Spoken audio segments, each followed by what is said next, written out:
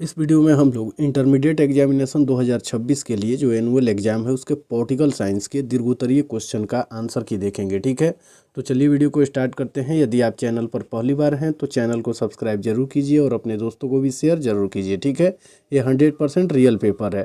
यहाँ देख रहे हैं ये रियल पेपर है। चलिए क्वेश्चन को देखते हैं। देखिए, सबसे पहले इसमें हम लोग देखेंगे दीर्घोत्तरीय क्वेश्चन को और उसके बाद में इन सभी प्रश्नों का उत्तर देखेंगे। ठीक है, देखिए सेट जे है, इसमें आपको प्रश्न संख्या 31 से 38 तक दीर्घोत्तरीय प्रश्न मिलेंगे, जिनमें से किन्हीं 4 ही प्रश्नों का उत्तर आपको देना है और एक प्रश्न के लिए आपको 5 अंक मिलेंगे। ठीक है, और जो एक प्रश्न का उत्तर देना है वो कम से कम 120 से 140 शब्दों में उत्तर देना है। ठीक है, देख लेते हैं। उसके बाद में इन सभी प्रश्नों का उत्तर इसी वीडियो में हम लोग देखेंगे। देखिए 31 नंबर क्वेश्चन में दिया हुआ है कि संयुक्त राष्ट्र संघ का आलोचनात्मक मूल्यांकन करें। ठीक है, 32 नंबर क्वेश्चन में है कि नीति आयोग के गठन एवं कार्यों की विवेचना करें और 33 नंबर क्वेश्चन में है कि भारत पाक संबंध पर संक्षिप्त निबंध लिखें और 34 नंबर क्वेश्चन में भारत की विदेश नीति का वर्णन करें। ठीक है, चलिए फिर 35 नंबर क्वेश्चन में दिया हुआ है कि बिहार को विशेष राज्य का दर्जा क्यों मिलना चाहिए, वर्णन करें।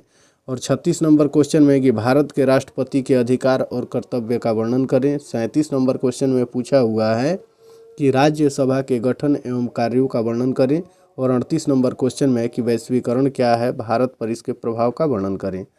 तो देखिए इसका उत्तर हम देखेंगे क्वेश्चन नंबर 31 का। ठीक है, इसमें दिया हुआ है कि संयुक्त राष्ट्र संघ यानी यूएनओ का आलोचनात्मक मूल्यांकन। तो इसका उत्तर लिखेंगे कि संयुक्त राष्ट्र संघ विश्व शांति, सुरक्षा और सहयोग का प्रमुख संगठन है। जो संयुक्त राष्ट्र संघ है वो संपूर्ण विश्व में शांति, सुरक्षा और सहयोग का प्रमुख संगठन है। ठीक है, इसने मानव अधिकार, शरणार्थी और विकास में योगदान दिया है। यानी संयुक्त राष्ट्र संघ जो है इसने मानव अधिकार, शरणार्थी और विकास में योगदान दिया है, परंतु वीटो शक्ति और निर्णयों के क्रियान्वयन की कमजोरी इसकी प्रमुख आलोचना है। ठीक है, चलिए फिर आगे वाला क्वेश्चन देखेंगे। 32 नंबर क्वेश्चन में दिया हुआ है कि नीति आयोग के गठन एवं उसके कार्यों को लिखें। तो इसका उत्तर लिखेंगे कि नीति आयोग का गठन 1 जनवरी 2015 को हुआ। नीति आयोग जो था उसका गठन 1 जनवरी 2015 को हुआ। इसका उद्देश्य सहकारी संघवाद को बढ़ावा देना है। नीति निर्माण, राज्यों को सलाह देने और विकास योजनाओं का मूल्यांकन करता है। चलिए फिर आगे वाला क्वेश्चन देखेंगे। 35 नंबर क्वेश्चन में है कि भारत पाक संबंधों का विवरण प्रस्तुत करें। ठीक है, तो इसका उत्तर हम लोग देखेंगे कि भारत पाक संबंध तनावपूर्ण रहे हैं। कश्मीर, आतंकवाद और सीमा विवाद मुख्य कारण है। भारत और पाकिस्तान के बीच जो संबंध हैं ये हमेशा से तनावपूर्ण रहे हैं और इसका जो कारण है वो कश्मीर विवाद है, आतंकवाद है और सीमा विवाद इसका मुख्य कारण है। कई युद्ध और वार्ताएं हुई पर अस्थायी शांति अब तक स्थापित नहीं हो सकी है। चलिए फिर आगे है कि भारत की विदेश नीति। तो इसका उत्तर लिखेंगे कि भारत की विदेश नीति कूटनिरपेक्षता, शांति, पंचशील और अंतर्राष्ट्रीय सहयोग पर आधारित है। भारत विश्व शांति, विकास और संप्रभुता के सम्मान में विश्वास करता है। चलिए फिर आगे वाला क्वेश्चन देखेंगे। 35 नंबर क्वेश्चन में दिया हुआ है कि बिहार को विशेष राज्य का दर्जा क्यों मिलना चाहिए।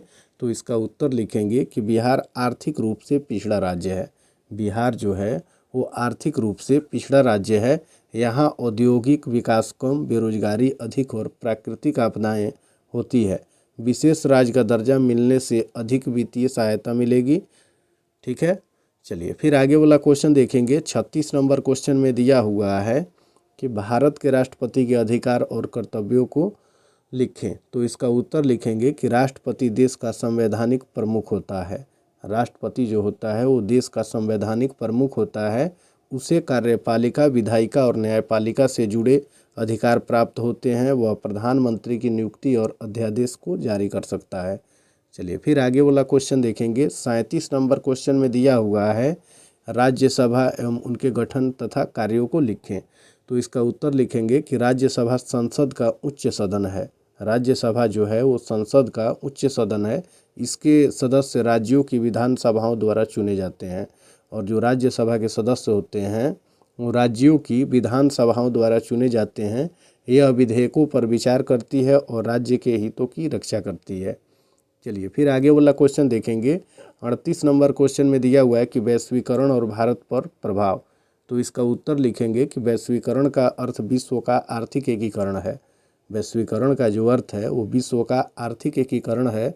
भारत में इसे विदेशी निवेश बढ़ा, रोजगारों के अवसर मिले, पर साथ ही असमानता और प्रतिस्पर्धा भी बढ़ी।